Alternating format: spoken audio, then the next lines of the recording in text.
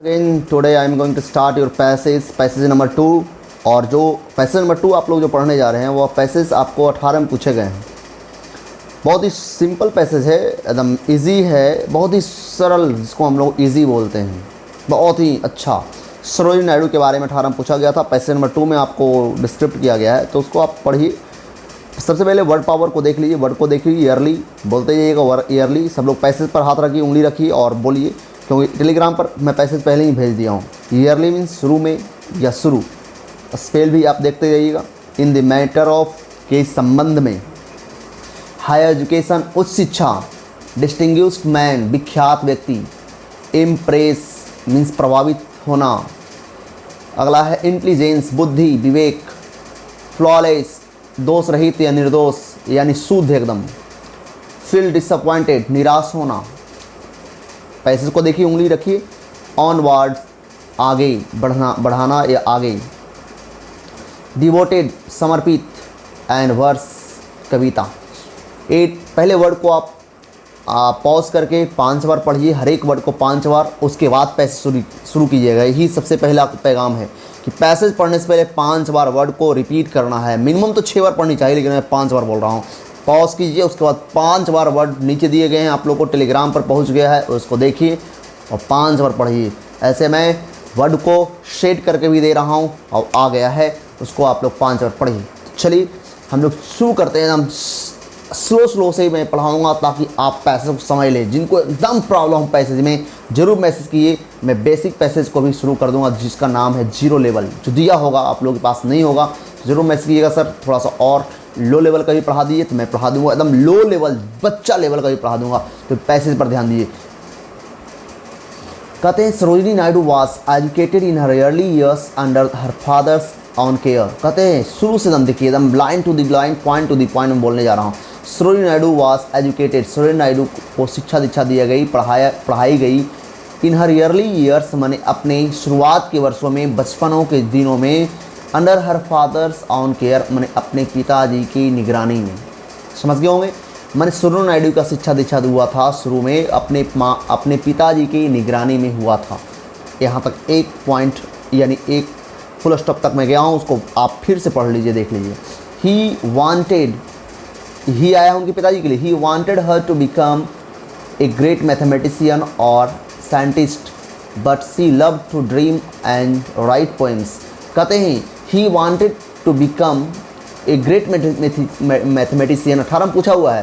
कहते हैं उनके पिताजी चाहते थे कि मेरी बेटी एक बहुत बड़ी गणितज्ञ बने, बहुत बड़ी क्या बने, बहुत महान गणितज्ञ बने या साइंटिस्ट बने। लेकिन उनकी जो पुत्री थी, वहाँ से ये सी लव्ड टू ड्रीम, लेकिन उनकी पुत्री जो थी वो हमेशा ख्वाब बुनते रहती थी, ख्वाब देखते रहती थी। एंड राइट पोएम्स, और कविताओं को लिखा करती थी। सी वाज हार्डली 11, मुश्किल से वह 11 वर्ष की हुई थी। When she wrote her first poem, जब वे मात्र 11 वर्ष की हुई थी, तो उन्होंने जब 11 वर्ष पूरा होने से पहले ही, हार्डली लगा दिया, मतलब पूर्ण होने ही वाला था, लेकिन मुश्किल से 11 वर्ष हुई थी, और वो अपना पहला कविता लिख डाली थी। कितने वर्ष में? 11 वर्ष की अवस्था में, मतलब 11 वर्ष के लगभग करीब ही थी, यानी उसे 11 ही बोलते हैं। मैथमेटिक्स में आप लोग जानते हैं 9.8 = 10, ये आप लोग पढ़े हुए। तो यानी 11 वर्ष की अवस्था में उन्होंने पहला कविता लिखी थी। कौन? सरोजिनी नायडू। यहाँ तक आप लोग कंप्लीट है। 2 बार जरूर पढ़िए, रोक कर पढ़िए, लेकिन 2 बार पढ़िए। आप पैसेज जो दिया हुआ उसको कम से कम 10 बार पढ़ना है। अगर कंप्लीट रखना है, कंप्लीट करना है ज़िंदगी में पैसेज को या लिटरेचर पार्ट्स को, तो जो मैं बोलता हूँ वो करना पड़ेगा। You will have to do all things which I say, जो मैं कहता हूँ उसको करना पड़ेगा।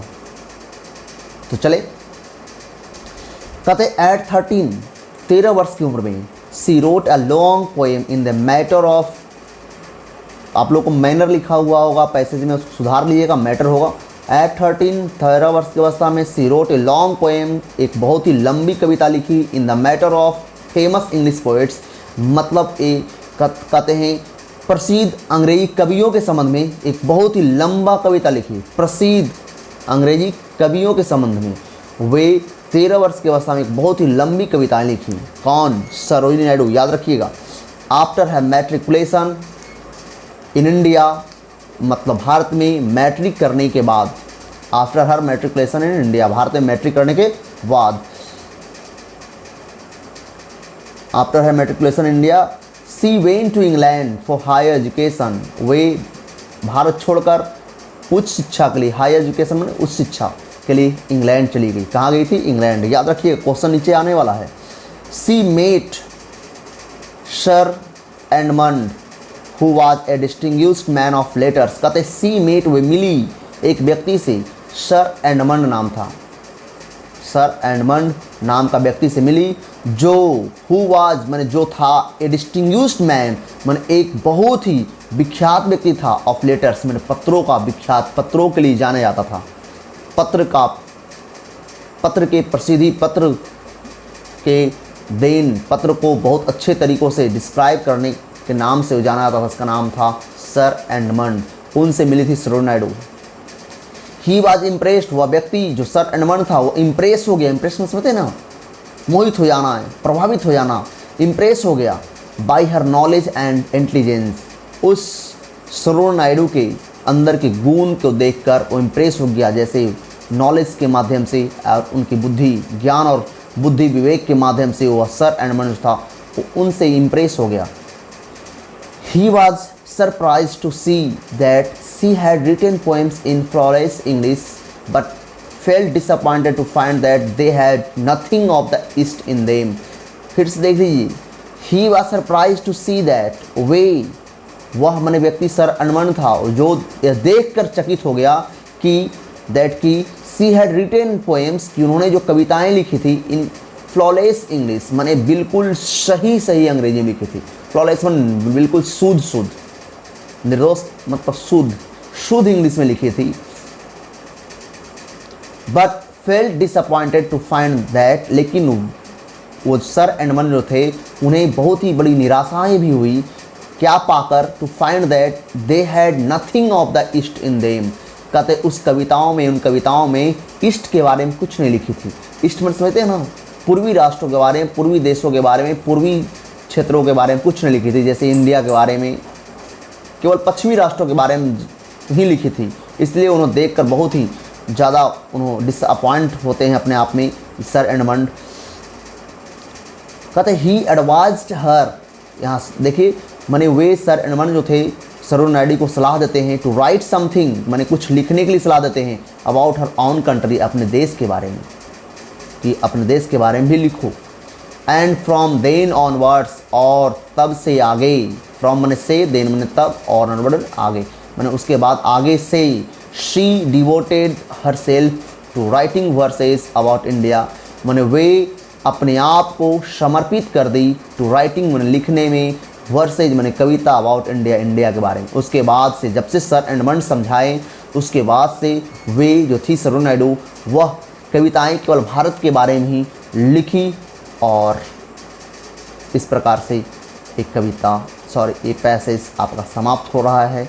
आप लोग पैसेज को 10 टाइम्स यूज़ करना, you will have to read 10 times passage. अगर ज़िंदगी में कुछ करना है तो मेरी बात को फॉलो करना पड़ेगा। अगर नहीं फॉलो करेंगे तो हम अनफॉलो नहीं करेंगे, आपका लाइफ आपको अनफॉलो कर देगी। इसलिए अगर फॉलो करना है ज़िंदगी को तो मेरी बात को फॉलो करना पड़ेगा भी। इसलिए चलिए, आपको जो पहले क्वेश्चन का आंसर जवाब देंगे, मैं समझाता हूँ question. What did Sarojini Naidu's father want her to choose as a career. मैंने सरोजिनी नायडू के पिता उनके कैरियर के चुनाव में क्या चाहते थे, तो आप उसको पहले 10 बार पढ़िएगा, उसके बाद बना के भेजिएगा।